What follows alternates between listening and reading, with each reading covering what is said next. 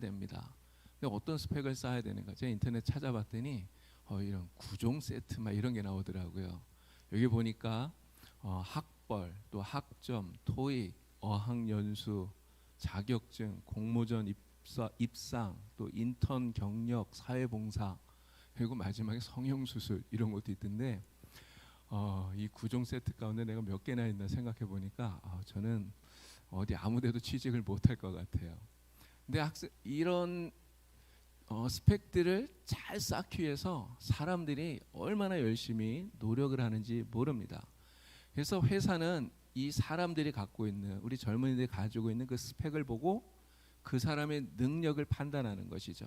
그래서 지금 세상은 이 스펙이 마치 그 사람의 전부인 것처럼 그 사람을 보여주고 있다라고 하는 것이죠. 자, 그런데 진짜 이 스펙이 그 사람의 전부를 다 보여주는 것일까? 여러분, 그렇겠습니까? 절대 그렇지 않죠. 여러분, 하나님이 우리를 보실 때 하나님도 우리가 갖고 있는 그 스펙을 보실까요? 내가 얼마나 많은 능력을 가지고 있는지 그러한 것을 하나님이 보실까요? 하나님은 우리의 스펙을 보시는 분이 아니시죠. 하나님께서요, 사무엘을 이새의 집에 보내서 그 아들들 가운데 왕이 될 사람에게 기름을 부어라, 그렇게 이야기하셨잖아요. 그럴 때 사무엘이 처음에 가장 큰 아들 엘리압을 보고 마음에 그런 생각을 했어요. 야, 이 사람 진짜 이스라엘의 왕이 될 만하다, 그렇게 생각했습니다. 근데 왜 사무엘이 그 생각을 했을까요? 엘리압의 용모를 보았기 때문에. 키도 훤칠하게 크고 정말 잘생기고, 야, 진짜 이 정도면 왕이 될 만하다. 그랬더니 하나님 뭐라고 말합니까? 그 용모와 키를 보지 마라. 사람은 외모를 보지만 나 여호와는 사람의 중심을 본다. 하나님 말씀하셨어요. 하나님께서는 우리 인간의 스펙을 보시는 것이 아니라 그 사람의 중심, 그 내면이 얼마나 진실한가, 이것을 하나님은 보신다는 거죠. 우리가 아무리 많은 스펙을 가지고 있다 하더라도, 아무리 능력이 많아도 정말 우리의 중심이 하나님께 온전하지 못하면요, 우리의 마음이 하나님을 향해서 온전하지 못하면 하나님은 그러한 사람을 절대 기뻐하지 않으시고, 그리고 그런 사람을 사용하지 않으신다라고 하는 것이죠. 반면에 우리의 마음이 정말 주님을 향해서 온전하고 중심이 곧기만 하면 우리가 좀 스펙이 없어도요, 그래도 하나님이 우리를 기뻐하시고 적당한 곳에 하나님께서 반드시 사용하시는 줄로 믿습니다. 오늘 우리가 이야기하려는 이 안드레가 바로 그런 사람이에요. 사실 안드레는 보면 특별하게 이렇게 뭐 이런 게 없어요. 또 다른 제자들보다 더 걸출하게 뛰어나거나 이러한 제자가 아니라는 것이죠. 어떤 스펙을 많이 갖고 있는 것도 아니라는 것입니다. 그러나 남들보다 관심받지 못하고 그래서 더 두드러져 보이지 못하지만, 그러나 이 안드레는 진짜 중심이 곧은 사람이었다는 거예요. 하나님을 향해서 신실한 마음을 가지고 있었던 사람. 그래서 자신에게 맡겨진 그 일에 충성하고 헌신을 했던, 정말 묵묵히 자기 자리에서 충성을 했던 제자, 이 제자가 바로 안드레라고 하는 것이죠. 자, 오늘 이 안드레 이야기를 통해서 함께 은혜를 나누어 보려고 합니다. 자, 안드레가 어떠한 사람인가? 마태복음 4장 18절 말씀 함께 읽겠습니다. 갈릴리 해변에 다니시다가 두 형제 곧 베드로라 하는 시몬과 그의 형제 안드레가 바다에 금을 던지는 것을 보시니 그들은 어부라. 아멘. 이 안드레의 이름의 뜻이요, 남자답다, 이런 뜻이래요. 남자답다. 이 이름의 뜻에서 이 안드레가 어부 아닙니까? 바닷사람의 그런 어떤 강인함, 이런 것들을 우리가 좀 상상해 볼 수도 있다, 이런 생각이 듭니다. 자, 안드레는요, 시몬 베드로의 동생이에요. 베드로의 동생. 그리고 갈릴리 해변에서 고기를 잡던 어부였죠. 베드로, 그리고 안드레, 그리고 제자들 가운데 빌립이라는 사람이 있는데, 이 세 사람은 다 벳세다라고 하는 한 동네 사람들이었어요. 같은 동네 사람들입니다. 자, 안드레와 베드로 형제인데 성격이 굉장히 좀 대조적이다, 이런 느낌이 들어요. 우리도 이렇게 자녀들 길러보면 진짜 그렇지 않습니까? 이게 같은 배에서 나온 자녀인데도 성격이 완전히 다른 이런 경우가 있잖아요. 근데 베드로와 안드레도 그런 것 같아요. 베드로는 굉장히 성격이 좀 급하고 다혈질적인 이런 모습이 있잖아요. 근데 이 안드레는 좀 조용하고 또 온유한 이런 성격을 가지고 있는 것 같습니다. 자, 안드레 생애를 통해서 안드레가 어떤 사람인가를 보겠습니다. 안드레는 예수님의 첫 번째 제자가 된 사람이에요. 예수님의 가장 첫 제자, 이 사람이 안드레입니다. 자, 안드레의 직업이 뭐라고요? 고기를 잡는 어부잖아요. 여러분, 어부라는 이 직업이 여러분 쉬운 직업입니까? 저는 이 고기 뭐 낚시하고 뭐 이런 걸 별로 잘 안 좋아해서 뭐 이렇게 많이 해보지는 않았는데요. 여러분, 매일같이 바다에 나가서 고기를 잡는다. 이게 결코 쉬운 일이 아닌 것 같아요. 그냥 고기를 잡기만 하면 되는 게 아니잖아요. 잡아갖고 와서 또 뭐 그 여러 가지 손질도 해야 되고요. 또 뭐 어구도 정리를 해야 되고 여러 가지 굉장히 힘들고 또 피곤한 일이 바로 이 어부라고 하는 그런 직업인 것 같아요. 바다에 한번 나갔다 오면 정말 피곤했을 겁니다. 그런데 안드레는요, 시간이 있을 때 그는 쉰 것이 아니라 여러분 피곤하면 그냥 잠이나 자고 싶고 좀 이러고 싶잖아요. 그런데 안드레는 진리가 무엇인가, 하나님의 뜻이 무엇인가 하는 것을 찾고 구하는 그런 진리를 갈구하는 이러한 사람이었다는 것이죠. 여러분, 어떻게 이 안드레가 진리를 찾기 위해 애쓰는 사람이었다는 것을 알 수가 있습니까? 안드레가 바로 세례 요한의 제자라는 점에서 그것을 알 수 있는 거예요. 세례 요한은 광야에 외치는 소리, 광야에서 예수님이 오시는 그 길을 먼저 준비했던 사람 아닙니까? 그 세례 요한을 찾아가서 요한의 제자가 되었어요. 요한을 통해서 진리가 무엇인가를 그는 간절히 구했다는 것이죠. 목마른 사슴이 시냇물을 찾아 갈급함 같이 진리를 찾아 갈급함, 이러한 갈급함이 이 안드레의 마음속에 있었다는 것입니다. 자, 이러한 진리를 찾는 이 안드레에게 세례 요한이 예수님을 알려주었어요. 예수님이 하나님의 어린 양이시다라는 것을 알게 해준 것이죠. 자, 요한복음 1장 35절에서 39절까지의 말씀입니다. 또 이튿날 요한이 자기 제자 중 두 사람과 함께 섰다가 예수께서 거니심을 보고 말하되 보라, 하나님의 어린 양이로다. 두 제자가 그의 말을 듣고 예수를 따르거늘 예수께서 돌이켜 그 따르는 것을 보시고 물어 이르시되 무엇을 구하느냐? 이르되 랍비여 어디 계시오니까 하니 예수께서 이르시되 와서 보라. 그러므로 그들이 가서 계신 데를 보고 그날 함께 거하니 때가 10시쯤 되었더라. 아멘. 안드레는 예수님을 만나서 몇 마디 나눠보면서 즉시 그가 메시아구나 하는 것을 깨닫게 된 거예요. 하나님께서 보내신 하나님의 어린 양 메시아라는 것을 알게 된 거죠. 여러분, 예수님을 만난 안드레의 일생이 완전히 바뀌었어요. 진짜 바뀌었습니다. 안드레는 진리가 되시는 예수님을 자신의 스승으로 모셔요. 이게 예수님의 첫 번째 제자가 된 거죠. 이런 동방정교에서 그래서 이 안드레에게 프로토클레토스라고 하는 그러한 칭호를 부여합니다. 이 프로토클레토스라고 하는 이 이름이 바로 첫 번째로 부름받은 자라는 뜻이에요. 이게 첫 제자라고 하는 것이죠. 안드레가요, 요한의 제자였을 때, 요한을 따라다녔을 때는 여전히 자신의 직업을 가지고 있었어요. 어부라는 직업을 가지고 있었습니다. 그래서 고기를 잡다가 또 시간이 될 때는 요한에게 가서 또 같이 다니면서 배우기도 하고 이랬던 것이죠. 그런데 예수님을 만난 다음에는 어떻게 되었습니까? 예수님이 메시아라는 것을 알게 되니까 예수님에게 완전히 자신을 헌신하게 된 거예요. 그래서 자신의 직업도 자신의 모든 것을 다 버려두고 완전히 예수님을 따라가는, 예수님께 헌신하는, 송두리째 자신을 바치는 사람이 되었다는 것이죠. 자, 안드레는 또 어떤 사람이냐? 바로 형인 베드로에게 복음을 전하는 그런 일을 하게 되죠.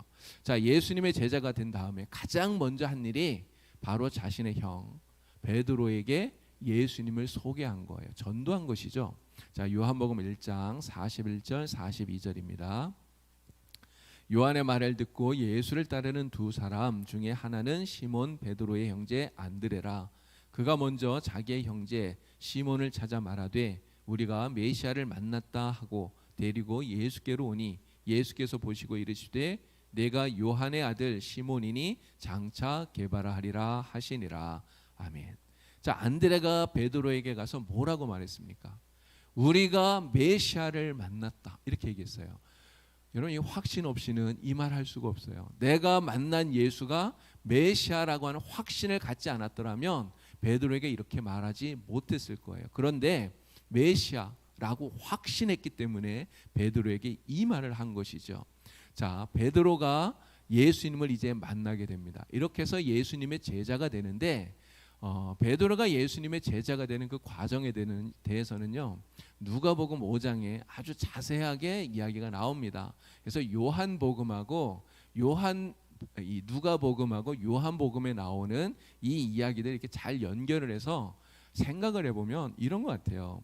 안드레의 전도로 베드로가 예수님을 만나게 되었죠. 그런데 그때 처음 만남에서는 베드로는 예수님이 메시아라고 하는 생각을 갖질 못했던 거예요. 그냥 뭐 훌륭한 선생님 정도로, 이 정도로 여겼던 것 같아요.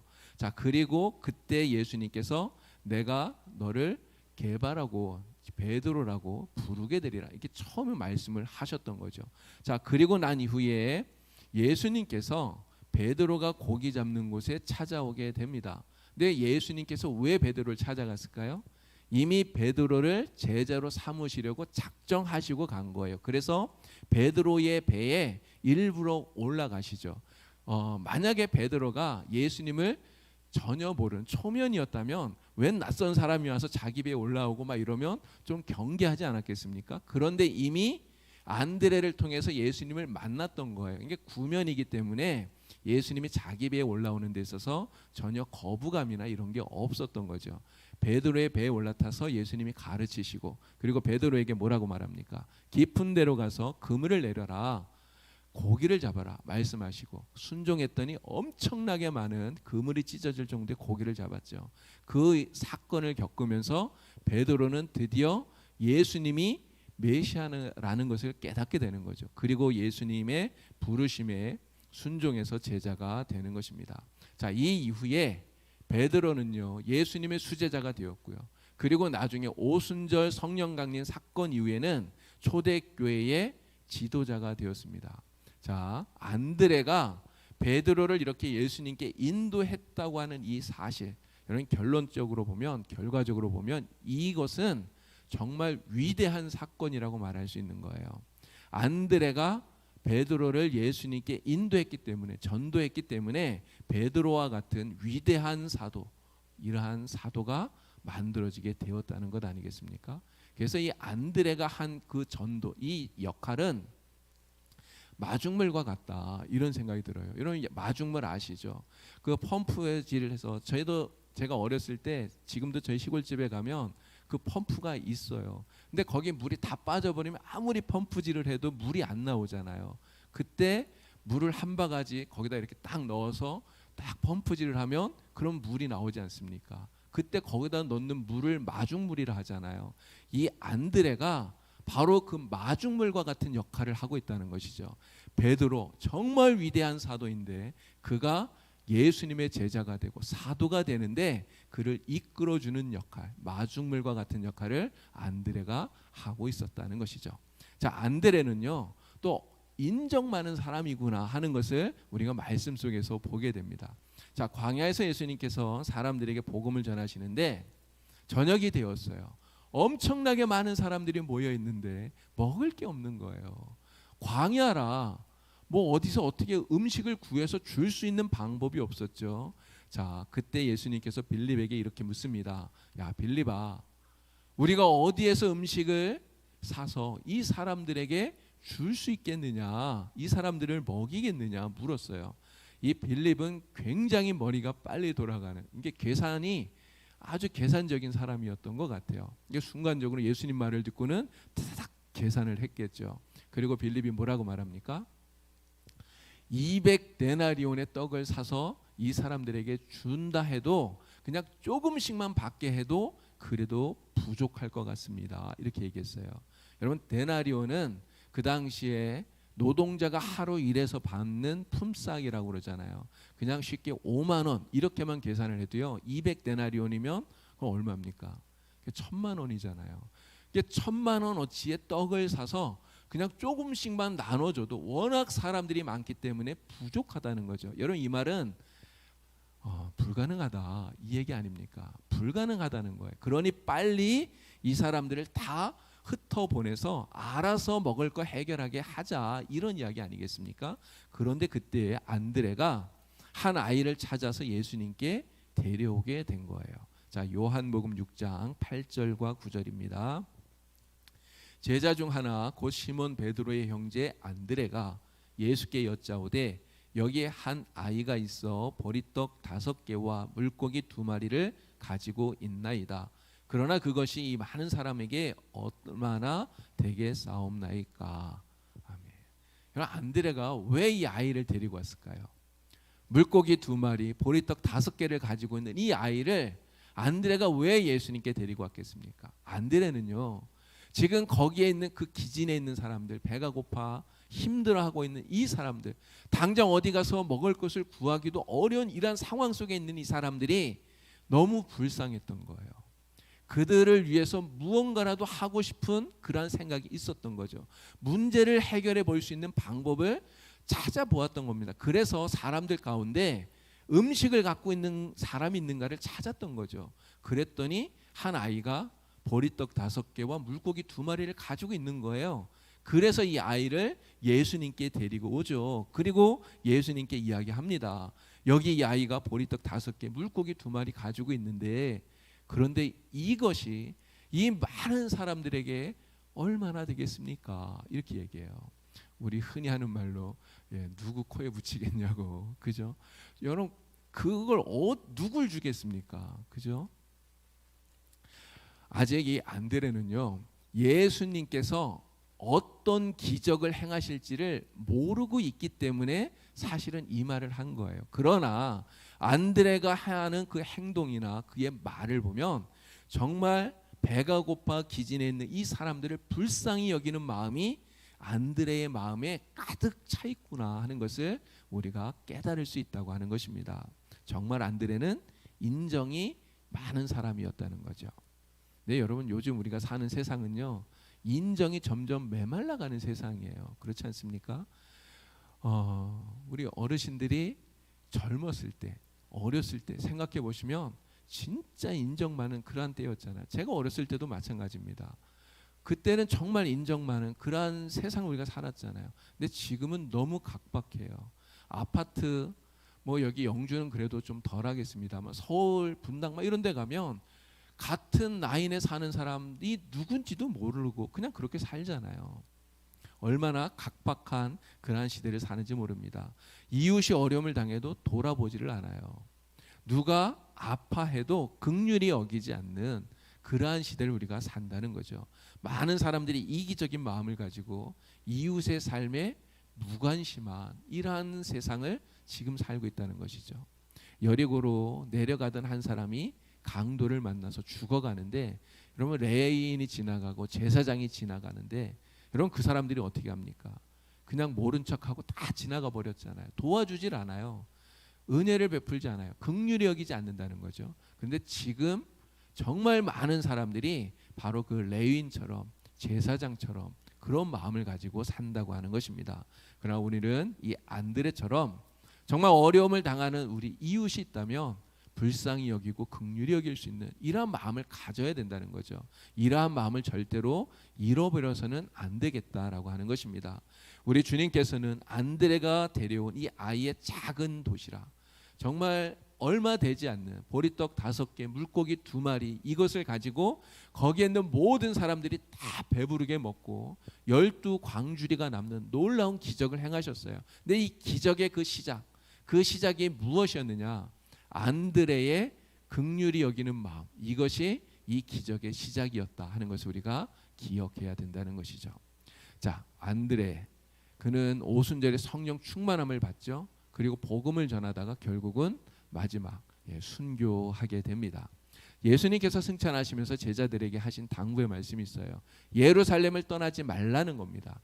예루살렘을 떠나지 말고 예수님께서 약속하신 성령을 기다려라, 주님 말씀하셨어요.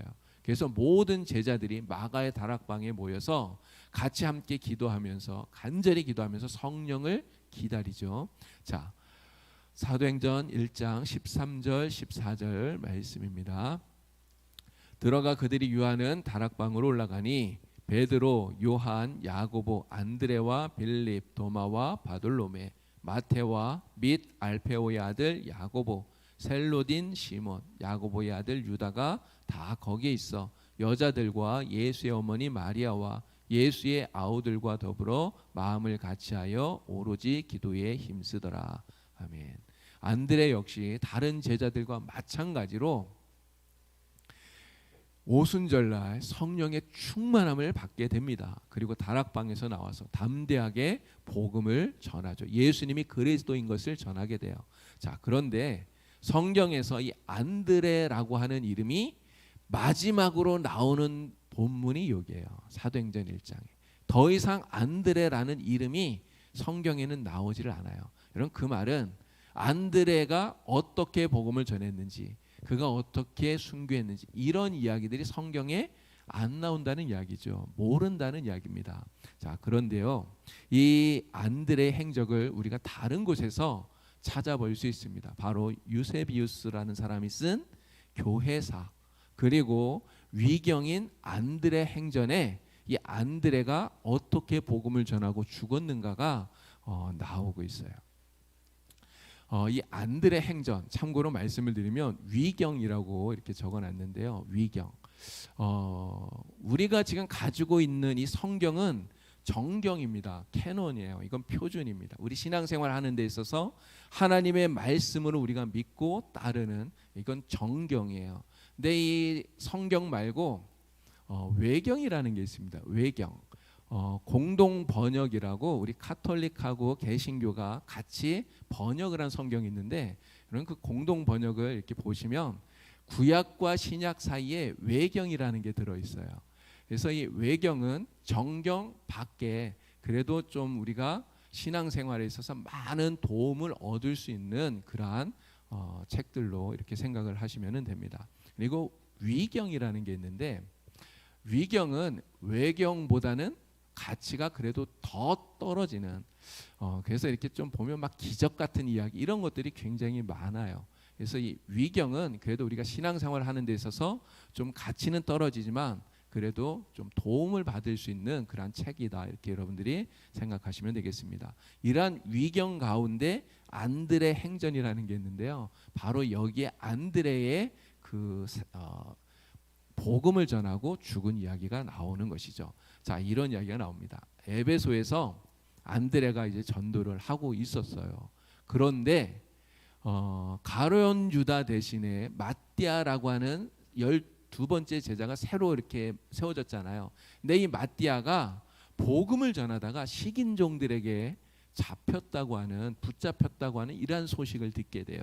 그래서 그를 구하기 위해서 마띠아가 잡혀 있는 스구디아라고 하는 곳으로 이 안드레가 가게 됩니다. 이 스구디아가 어디냐면 지금 러시아 땅, 지금의 러시아 그쪽이라고 그래요. 그래서 이스라엘의 이래 북쪽 지역, 지금의 러시아 지역인 스키타이족이 살고 있었던 땅이라고 그럽니다. 근데 이 유라시아 지방에 아주 광활한 그런 초원지대인데, 인류 역사상 가장 먼저 말을 탔던 최초의 기마 민족이 바로 이 스키타이족이래요. 수구디아 사람들. 성경에 이 수구디아 사람이 한번 나와요. 언제 나오냐면 바울이 이야기하는 골로새서 3장 11절에 나옵니다. 근데 바울은 이 골로새서 3장 11절에서 이 수구디아인들을 야만인하고 동급으로 이야기를 해요. 야만인과 동급으로. 왜 그랬냐면 이 수구디아인들은요, 사람을 잡아서 신에게 제사를 드리기도 하고, 또 적을 생포하면 가죽을 벗겨서 사용하기도 하고, 또 심지어는 사람의 피를 마시기도 하고 그랬다고 합니다. 그래서 아마 이 사람의 피를 마시고 이런 모습 때문에 이 수구디아인을 식인종이다, 이렇게 이야기를 한 것 같아요. 근데 이 사람들에게 마띠아가 잡혀 있는 것이죠. 그래서 이 마띠아를 구하러 안드레가 가서 마띠아를 구출합니다. 그리고 그곳에 있는 이 수구디아인들, 식인종이라고 소문났던 이 사람들을 교화시키고 그리고 거기에 교회까지 세웠다는 거예요. 그리고 난 이후에 아가야 지방으로 내려오게 돼요. 마게도냐, 이 아가야 지방에 내려와서 거기서 이제 복음을 전하고 전도를 했는데 총독 부인에게 전도를 해요. 그래서 총독의 부인이 예수를 믿게 되는데 문제는 총독의 부인이 예수를 믿게 되니까 이 총독이 화가 나서 안드레를 체포하고요. 그리고 고문을 하고 그리고 결국은 십자가에 매달아서 죽이는데요. 우리가 보통 이제 십자가를 이야기하면 이렇게 가로 세로로 되어 있는 십자가, 그죠? 예수님도 그런 십자가에 달렸고요. 그리고 베드로는 그 십자가에 거꾸로 매달렸잖아요. 근데 이 안드레는 X자로 되어 있는 십자가에 매달게 됩니다. X자로 되어 있는 이 십자가에 매달려서 안드레를 말라 죽게 만들었다는 거죠. 여러분 얼마나 고통이 컸겠어요. 그 고통 가운데서 안드레는 죽어가면서 그는 하나님께 기도합니다. 그리스도이신 예수님, 내가 배웠고 내가 사랑하나이다. 당신의 영원한 나라에 내 영혼을 받으소서. 이렇게 기도하면서 그는 순교했다고 해요. 이런 이야기들이 아까 말씀드렸던 안드레 행전, 이러한 위경에 나오고 있는 것이죠. 안드레가 처형을 당했다고 하는 이 X자 모양으로 되어 있는 십자가, 이 십자가를 그래서 지금도 성 안드레 십자가 이렇게 부릅니다.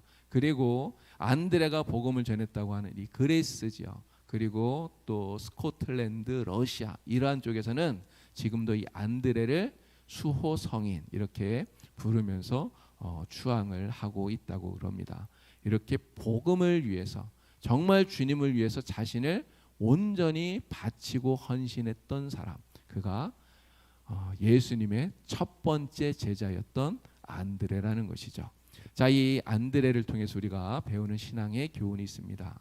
두 가지를 말씀드릴 건데요. 첫 번째는 다른 사람을 예수님께 인도하는 전도자가 되어야 된다. 우리가 이런 사람이 되어야 된다는 거죠. 안드레를 통해서 우리는 그것을 배워야 되는 것입니다. 그럼 베드로와 안드레를 비교해 보면 형제인데 정말 달라요. 그럼 베드로는요, 오순절날 성령 강림 하고 난 이후에 성령 충만해서 나가서 복음을 전하는데 한번 설교하니까 3,000명이 회개하고 예수를 믿었어요.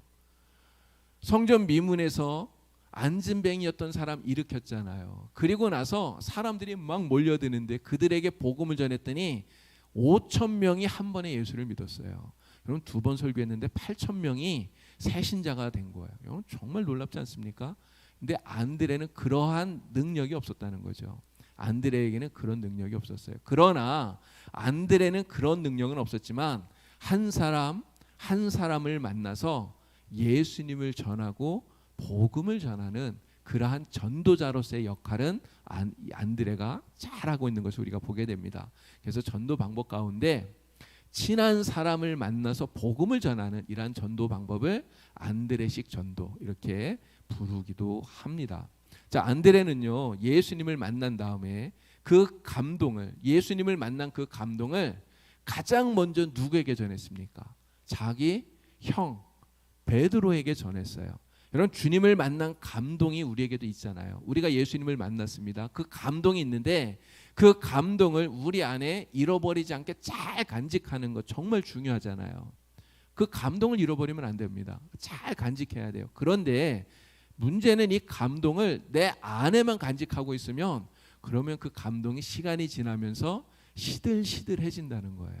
여러분 그 감동이 계속해서 내 안에서 생동감 있고 살아 숨쉬게 만들려면요, 누군가에게 자꾸만 이야기하고 전해주고 나눠줘야 돼요. 그러면 그 감동이 식어지지 않고요, 더 뜨거워진다는 것이죠. 안드레가 제일 먼저 자기 형 베드로를 만나서 예수님을 전했다고 하는 사실, 여러분 이 사실이 우리에게 주는 정말 의미심장한 그러한 교훈이 있습니다. 여러분 우리가 복음을 전하는 데 있어서 가장 먼저 복음을 전해야 되는 사람이 누구일까요? 우리가 멀리 가서 다른 사람들을 만나서 복음을 전할 수 있습니다. 그것도 중요하죠. 그러나 누구보다 먼저 나와 가장 가까운 내 가족들, 우리의 부모, 형제들, 그들에게 복음을 전해야 되는구나 하는 것을 안드레를 통해서 다시 한 번 더 깨닫게 된다는 것이죠.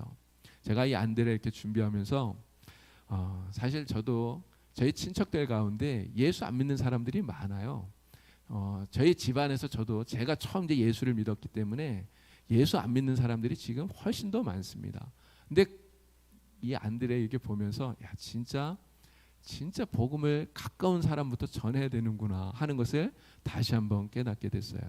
근데 사실 가족에게 복음을 전한다는 거 이런 쉬운 일이 아니잖아요. 가족에게 복음을 전한다는 것이 정말 어렵습니다. 그러나 다른 사람에게 복음 전해서 그 사람들은 예수 믿고 천국 가게 만들면서 정말 나와 가장 가까운 내 피를 나눈 내 부모에게는, 내 형제에게는, 내 친척에게는 복음을 전하지 못해서 그들이 예수를 믿지 못해 지옥 간다면 여러분 그것보다 더 안타까운 일이 어디에 있겠습니까? 바울은 이런 이야기를 해요. 누구든지 자기 가족을 돌보지 않으면 불신자보다 악한 자다, 이런 이야기를 했어요. 여러분 여기에서 돌본다는 말은요, 경제적으로 돌보고 또 약할 때 돌보고 물론 그런 것들을 다 이야기하는 겁니다. 그런데 제가 생각해 봤어요. 가장 잘 돌보는 게 뭘까? 제일 우선적으로 돌보는 것이 무엇일까? 그것은 바로 복음을 전하는 것 아니겠습니까? 예수님의 생명을 전해주고 그리스도의 생명을 나누어주고 이것이 진짜 우리의 가족을 돌보는 일이 되겠죠. 우리 성도님들 가운데서도 가족이 예수님을 믿지 않는 사람이 혹시 있다면 여러분 꼭 복음을, 예수님의 생명을 전할 수 있길 바랍니다. 자, 베드로에게 이 안드레가 전도할 때 내가 이 메시아를 만났다, 우리가 메시아를 만났다 이렇게 이야기했다고 그랬잖아요. 여러분 전도라는 것은요, 내가 만난 예수님을 전하는 거잖아요. 내가 만난 예수님을 전하는 것이 이게 전도입니다. 만약에 내가 예수님을 진짜 만난 경험이 없다면 여러분 전도가 가능할까요? 진짜 예수님을 만나지 못한 사람은 엄밀히 말해서 전도를 할 수가 없는 것이죠. 전도를 한다고 해도 예수님을 전하거나 복음을 전하는 게 아니라 그냥 자꾸 딴소리를 하게 돼요. 그래서 예수님을 전하는 게 복음을 말하지 않고 그냥 예수 믿고 복 받아라 이런 이야기밖에는 하지 못하게 된다는 것이죠. 그래서 오늘 우리는 진짜 이 안드레처럼 예수님을 만나고 예수님이 나의 메시아, 나의 구세주, 나의 주님이라고 하는 이런 확신을 갖는 이러한 믿음이 필요하다라고 하는 것입니다. 여러분 모두가 다 바로 이러한 주님과의 만남의 경험을 다 갖고 계시는 줄로 믿습니다.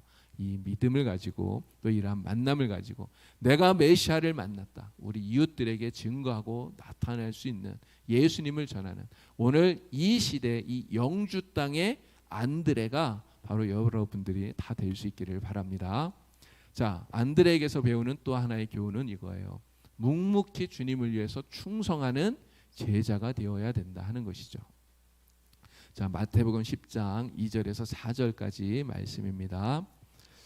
12 사도의 이름은 이러하니 베드로라 하는 시몬을 비롯하여 그의 형제 안드레와 세베대의 아들 야고보와 그의 형제 요한, 빌립과 바돌로메, 도마와 세리마테, 알페오의 아들 야고보와 다데오, 가나안인 시몬 및 가룟 유다 곧 예수를 판자라. 아멘. 12 제자의 이름이 쭉 나오는데 베드로 그리고 안드레가 나오는데 안드레를 소개할 때 뭐라고 이야기합니까? 그의 형제 이렇게 얘기해요. 여러분 이 안드레를 소개할 때 늘 보면 성경을 늘 보면 항상 베드로의 이름이 나와요. 베드로의 형제, 그의 형제 안드레. 왜 이렇게 이야기합니까? 안드레 이렇게만 얘기하면 누구지? 이게 잘 모르는데 베드로의 형제 그러면 그 사람 이렇게 알 수 있는 존재감이 그만큼 작다는 것 아니겠습니까? 이게 베드로나 요한처럼 안드레가 앞에 나서서 일하는 사람이 아니기 때문에 그렇다는 것이죠. 근데 사실 제자가 된 순서로 보면 제일 먼저 첫 번째 제자가 된 이런 선임이 누굽니까? 안드레잖아요. 근데 안드레는 예수님의 가장 최측근에 있었던 3명의 제자 가운데 들어가지 못했어요. 가장 측근에 있었던 세 명의 제자가 누굽니까? 베드로, 야고보, 요한이었어요. 안드레는 거기에서 빠져 있었다는 거죠. 여러분, 사람들은 누구나 다 내가 다른 사람보다 뒤처지게 되면 좀 마음이 상해요. 그렇지 않겠습니까? 내가 빨리 시작했는데 내가 더 뒤에 있다? 이런 기분이 상할 수 있잖아요. 그런데 안드레는 달랐다는 거예요. 안드레는 기꺼이 2인자가 되는 것을 그는 주저하지 않았어요. 오히려 그는 기꺼이 그것을 받아들이고, 그리고 그것 때문에 불평이나 원망하지 않고 오히려 자신에게 맡겨진 그 일을 그는 최선을 다해서 헌신하는 이러한 모습을 보이고 있다고 하는 것입니다. 그래서 안드레의 인생은요, 연극으로 말한다면 주연이 아니라 조연으로 산 사람, 이렇게 말할 수 있어요. 그런데 그냥 조연이 아니라 그는 빛나는 조연, 진짜 명품 조연이었다는 것이죠. 그럼 얼마 전에 우리 윤여정 씨가 오스카 상을 받았어요. 여우 조연상을 받았습니다. 한국 배우 최초로 여우 조연상을 받았어요. 얼마나 그냥 막 TV에서 막 난리가 났었잖아요. 저는 여우 주연상이 아니고요, 여우 조연상이에요. 여우 조연상은 뭡니까? 주연이 아니라 조연의 역할을 하는 사람인데, 그런데 조연으로서 최고의 연기를 보인 사람에게 주는 상이 이 여우 조연상이잖아요. 여러분, 만약에 제자들 가운데 제자 조연상, 만약 이런 게 있었다면 아마 안드레가 그 상을 받지 않았을까, 이런 생각이 들어요. 윤여정처럼 정말 멋진 그러한 조연의 역할을 잘했던 사람이 안드레라는 것이죠. 미국의 한 기자가 세계적인 오케스트라 지휘자인 이 레너드 번스타인에게 이런 질문을 했습니다. 오케스트라에서 가장 다루기 힘든 악기가 무엇입니까? 물었어요. 그랬더니 이 번스타인이 아무런 망설임 없이 이야기한 게 제2 바이올린입니다. 이렇게 얘기했어요. 오케스트라에 보면 바이올린이 두 가지가 있어요. 제1 바이올린이 있고 제2 바이올린이 있어요. 왜 그런가? 제1 바이올린 연주 잘하는 사람들은 얼마든지 쉽게 구할 수가 있는데, 제2 바이올린을 제1 바이올린처럼 열정을 다해서 연주하는 그런 연주자는 찾기가 진짜 힘들기 때문이다, 그런 이야기입니다. 그런데 이 제2 바이올린이 있어야 이 오케스트라가 완벽한 화음을 만들어낼 수 있다는 거예요. 여러분, 베드로가 이 제1 바이올린 연주자와 같은 사람이라면 이 안드레는 제2 바이올린 연주자와 같은 사람이라는 것이죠. 남보다 덜 빛나지만, 더 주인공은 아니지만, 그러나 자신의 최선을 다해서 그 오케스트라의 아름다운 완벽한 화음을 만들기 위해서 열정적으로 연주하는 제2 바이올린 연주자처럼 이 안드레가 그렇게 주님의 일을 감당했다고 하는 것이에요. 그런데 사실 세상 사람들은 이렇게 생각하지 않아요. 안드레 같이 되면 실패했다고 생각하는 사람들이 오히려 많습니다. 남보다 오히려 뒤처졌다고 생각을 하는 거예요. 경쟁에서 졌다고 생각을 해요. 그러나 이것은 지극히 세상적인 생각이고 지극히 세상적인 판단이라고 하는 것이죠. 하나님은 절대로 그렇게 생각하시지 않기 때문에 그렇습니다. 하나님은 절대로 그렇게 우리를 평가하지 않기 때문에 그런 것이죠. 하나님은 작은 일에도 충성하면서 자기가 돋보이지 않더라도 내게 맡겨진 일에 최선을 다하는 사람, 우리 주님은 그런 사람을 기뻐하시고 그러한 사람을 통해서 하나님의 역사를 오늘도 이루어 가시는 줄로 믿습니다. 사람들은 다 주인공 되고 싶어 하죠. 베드로처럼 되고 싶어요. 이게 남들에게 집중받는, 관심받는 그러한 곳에 서기를 사람들은 원해요. 그런데 문제는 여러분, 베드로는 많은 사람이 될 수 없다는 거예요. 여러분, 베드로는 한 사람이에요. 그렇지 않습니까? 여러분, 영화를 찍는데 영화의 주인공은 한 사람이잖아요. 영화의 주인공은 한 사람이에요. 다 주인공이 될 수가 없잖아요. 나머지는 결국은 조연의 역할을 감당해야 되는 것입니다. 오늘 우리가 모두가 베드로가 될 수는 없어요. 그러나 우리는 다 안드레와 같은 사람은 될 수 있다는 것이죠. 오늘 우리는 안드레처럼 정말 조연의 역할을 충실히 감당하는 사람이 될 수 있습니다. 그리고 안드레처럼 이렇게 충실하게 내게 맡겨진 그 역할을 비록 드러나지 않는 자리에서라도 열심히 감당하는 사람, 일한 사람을 주님이 정말 기뻐하시는 거예요. 주님은 베드로처럼 앞에 나서서 큰 일하는 사람, 한번 설교해서 막 3,000명, 5,000명씩 회개시키는 사람, 이런 사람만 잘했다고 칭찬하시지 않아요. 안드레와 같은 사람에게도 똑같은 칭찬을 주님이 주시는 줄로 믿습니다. 5달란트 받은 종과 2달란트 받았던 종이 주인에게 칭찬을 받았는데, 여러분 마태복음 25장을 보니까 정말 너무너무 감사하잖아요. 칭찬의 내용이 한 글자도 틀리지 않아요. 정말 한 글자도 다르지 않습니다. 똑같은 칭찬을 5달란트 맡은 사람, 2달란트 맡은 사람에게 주셔요. 우리가 큰 일 했다고 더 많이 칭찬하시고 작은 일 했다고 조금 칭찬하시는 그런 주님이 아니에요. 칭찬은 똑같다는 것을 우리는 기억을 해야 됩니다. 주님의 칭찬에는 절대로 차이가 없다. 오늘 우리는 이 안드레를 보면서 이름 없이 빚도 없이 정말 감사하며 섬기리라, 우리가 찬양하면서 안드레처럼 내게 주신 역할, 나를 세우신 자리에서 역할을 온전히 감당하는, 그래서 우리 주님을 기쁘시게 해드리고 우리 주님의 칭찬받는 여러분들이 다 될 수 있기를 간절히 바랍니다. 네, 기도드리겠습니다. 하나님 아버지, 비록 화려한 주연은 아니지만 작은 조연과 같은 그런 역할이지만 하나님께서 우리에게 주신 그 사명이 무엇인가를 깨닫고 그것을 최선을 다하여 잘 감당할 수 있는 안드레와 같은 사람들이 저희들 다 될 수 있도록 도와주시옵소서. 우리가 최선을 다하여 주님을 섬길 때에 하나님께서 우리를 기뻐하시고 우리를 통하여 놀라우신 기적을 이루어 주실 줄 주여 믿습니다. 우리 교회에 안드레와 같은 이러한 충성된 주님의 일꾼들이 많아지게 하여 주셔서 이 지역에 주님의 복음을 전하게 하시고 또 우리 교회가 더욱더 든든하게 세워질 수 있도록 하나님의 기쁨이 될 수 있도록 인도하여 주시옵소서. 예수님의 이름으로 기도드리옵나이다.